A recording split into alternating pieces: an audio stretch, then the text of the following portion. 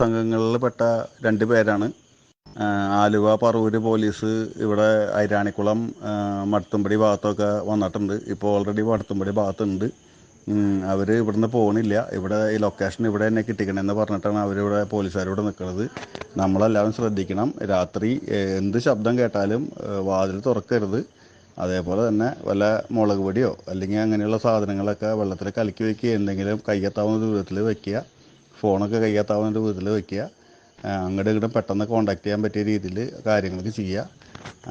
ഇത് 2 പേരും ശ്രദ്ധിക്കണം. വളരെ ശ്രദ്ധിക്കേണ്ട കാര്യങ്ങളാണ് 2 പേരും. ഇവർ കൊല്ലും, വേറൊന്നും ചെയ്യില്ല. ആദ്യം തന്നെ കൊന്നിട്ട് അവരിപ്പോൾ തപ്പൽ നടക്കുള്ളൂ. അപ്പോൾ അത് നമ്മൾ ശ്രദ്ധിക്കണം.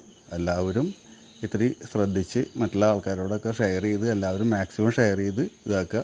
അപ്പോൾ ഈ ഗ്രൂപ്പിൽ ഇടാനുള്ള കാരണം വെച്ചിട്ടുണ്ടെങ്കിൽ ഇത് അത്രയും ഡേഞ്ചർ ആയതുകൊണ്ടാണ്.